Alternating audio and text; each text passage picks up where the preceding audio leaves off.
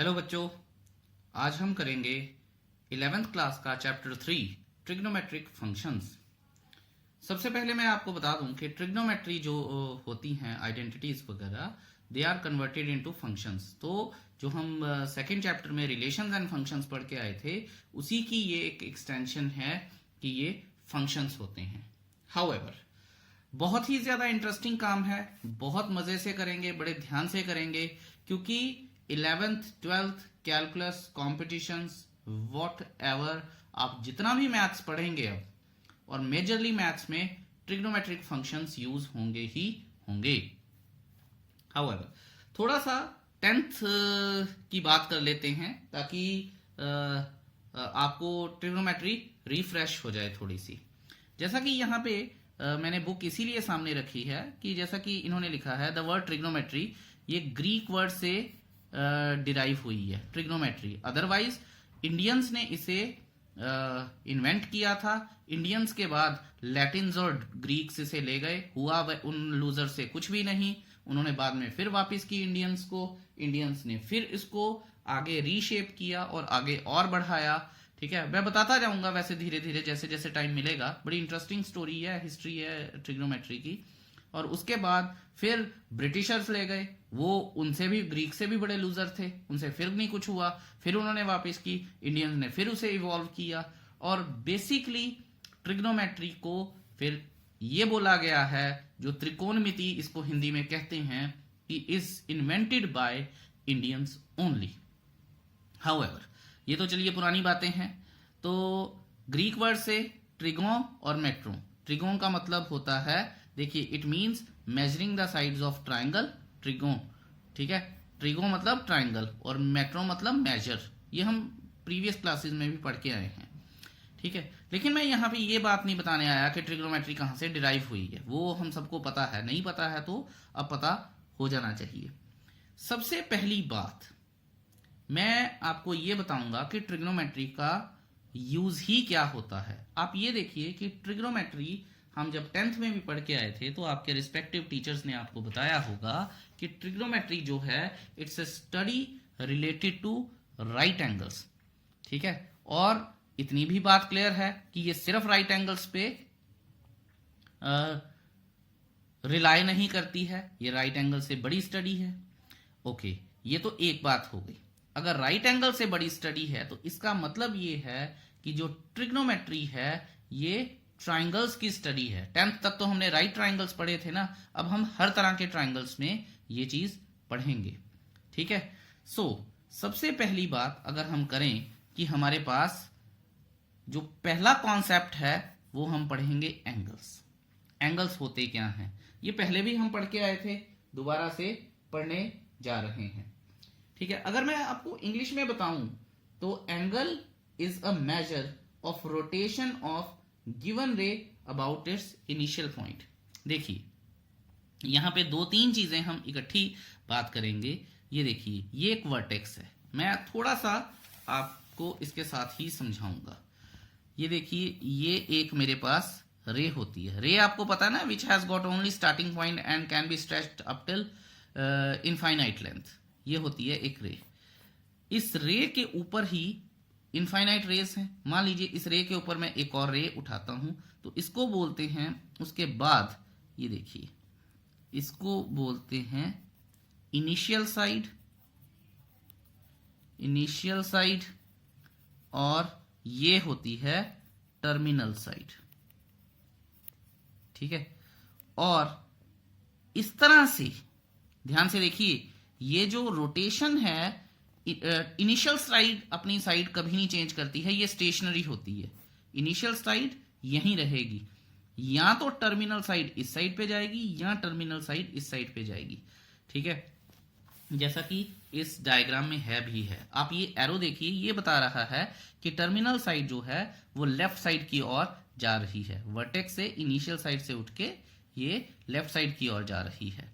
तो जब, अब आप ये बात समझिए कि जब भी टर्मिनल साइड लेफ्ट साइड की ओर जाएगी, इसे बोला जाता है पॉजिटिव एंगल, जब भी ऐसे मुड़ेगी। और जब टर्मिनल साइड इनिशियल साइड से राइट साइड की ओर जाएगी, इसे बोला जाता है नेगेटिव एंगल। दूसरे लफ्जों में, जब ये एंटी क्लॉकवाइज चलती है, जब टर्मिनल साइड एंटी क्लॉकवाइज चलना शुरू होती है तो वो पॉजिटिव एंगल देके जाती है, और जब टर्मिनल साइड क्लॉकवाइज चलती है तो वो नेगेटिव एंगल देके जाती है। याद रखिएगा ये बात, ये बहुत इंपॉर्टेंट बात है, और आई होप आपको समझ भी आई होगी, क्योंकि ये ज्यादातर हम 10th में पढ़ के आए हैं। यहां पे एंगल के ऊपर अगर मैं थोड़ी सी और बात करूं तो यहां पे जैसे कि लिखा गया है द ओरिजिनल रे, नेक्स्ट पेज पर चलते हैं, इज कॉल्ड इनिशियल साइड, जैसा कि मैंने बताया, and the final position of the रे after rotation is called the terminal side of the angle. अब फाइनल पोजीशन क्या हो सकती है? फाइनल पोजीशन अगर हम एंटी क्लॉकवाइज चलते हैं या क्लॉकवाइज चलते हैं, एंटी क्लॉकवाइज चलेंगे तो वो पॉजिटिव एंगल है, क्लॉकवाइज चलेंगे तो वो नेगेटिव एंगल है। और आई होप ये चीज आपको क्लियर है, इसमें कोई भी परेशानी होनी नहीं चाहिए। ओके जी, तो बहुत सारी बातें हैं करने वाली। एक बात बस आप याद रखिएगा कि जो पॉइंट ऑफ रोटेशन होता है, जहां से इनिशियल साइड को छोड़ के टर्मिनल साइड घूमना शुरू करती है एंटी क्लॉकवाइज या क्लॉकवाइज, उसे हम बोलते हैं वर्टेक्स। ठीक है, ओके, तो आई होप ये क्लियर है। अब बाकी बातें और करते हैं। ठीक है, अब हम बात करेंगे डिग्री सिस्टम की। ठीक है, मेजरमेंट ऑफ एंगल्स की बात अब हम करते हैं, तो लिख लेते हैं मेजरमेंट ऑफ एंगल्स, ये मैंने लिख लिया है। सबसे पहला जो क्वेश्चन मन में आता है वो ये है कि सर ये मेजरमेंट ऑफ एंगल्स होते क्या हैं? देखिए बच्चों, बचपन से अब तक, ठीक है, बिफोर दिस लेक्चर हमने बात क्या की है? 90 डिग्री, 80 डिग्री, 70 डिग्री, 180 डिग्री, ठीक है, रिफ्लेक्स एंगल, ये वो, और हर एक एंगल जो है वो हमने डिग्रीज में मेजर किया है। तो जैसा मैंने बताया, ब्रिटिशर्स ने लिया था, उन्होंने अपनी कुछ इनपुट्स दी होंगी, तो उन्होंने एक सिस्टम निकाला था जिसे हम सेक्साडेसिमल सिस्टम बोलते हैं। ठीक है, मैं लिख देता हूं,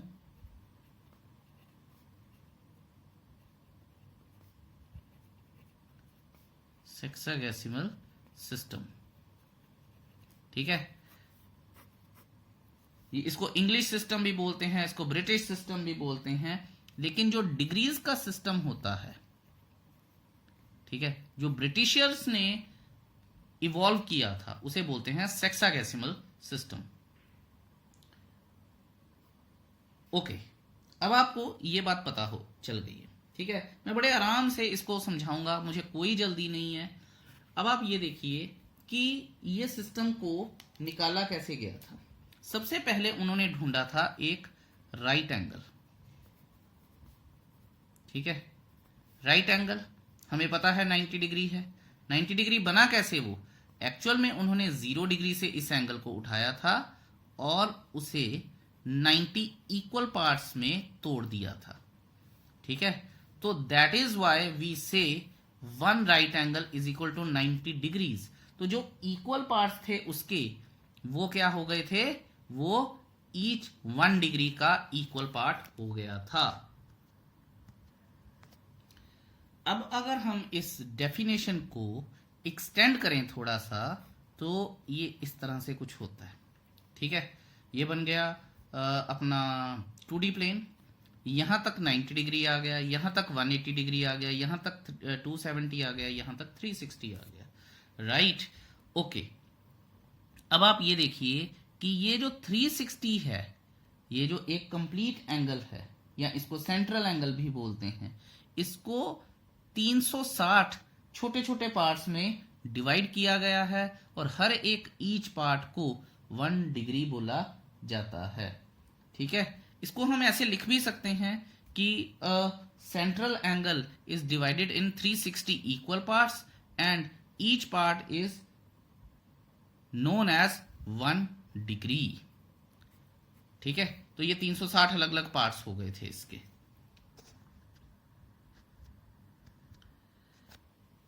अब एक बात का याद रखिएगा कि 11th एंड 12th में हम बिल्कुल इन डेप्थ जाते हैं हर चीज के, ऑलमोस्ट हर चीज के हम इन डेप्थ जाते हैं, ठीक है।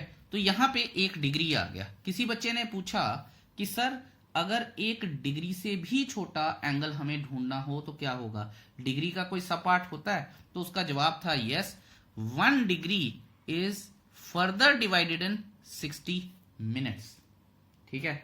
और उसके बाद पूछा गया कि सर अगर 1 डिग्री है जो यहां से वो छोटा सा एंगल सा बना होगा, उसे भी 60 इक्वल पार्ट्स में डिवाइड कर दिया, क्या हम मिनट को भी फर्दर आगे डिवाइड कर सकते हैं? तो उसका जवाब आया yes, 1 minute is equal to 60 second. उसके बाद हम पढ़ते नहीं हैं, होते तो आगे भी हैं पर हम पढ़ते नहीं हैं।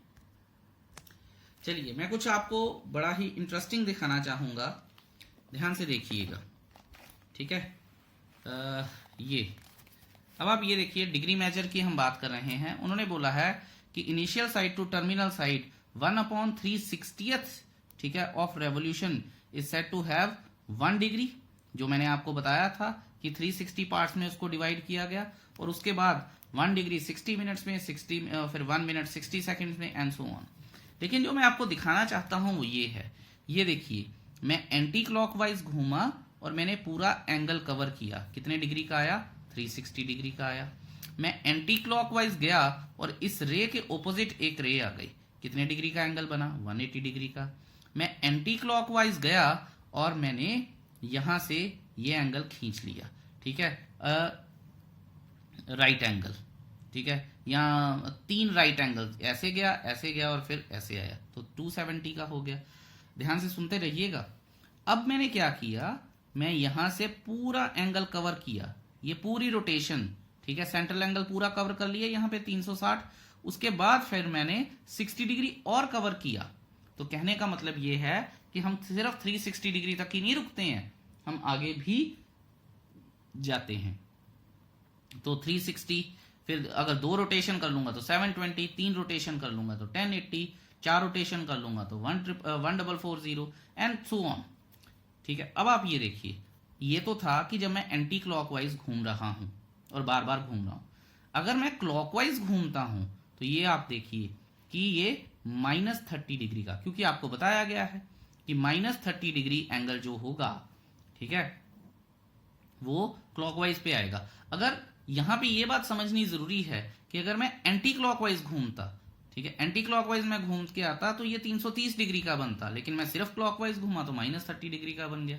और दोनों का सम देखिए आप, ठीक है, इनको अगर साइन को इग्नोर कर दूं तो 360 डिग्री बन जाता है। अब आप यहां देखिएगा, ये मैं एंटी क्लॉकवाइज चल रहा हूं, यहां से गया पूरा कवर किया तो -360 कवर कर लिया, और उसके बाद फिर मैंने 60 डिग्री और कवर किया तो ये -420 आ गया। ये चीजें आपको समझ आनी चाहिए, आएंगी भी, आगे और इन डेप्थ में बात करेंगे, बड़े आराम से बात करेंगे। ट्रिग्नोमेट्री जल्दी में करवाने वाला चैप्टर है ही नहीं है, ठीक है। सो आई होप आपको इतना तो समझ में आ ही गया होगा। इसके बाद अब हम करेंगे radian measure of angles. Let's see.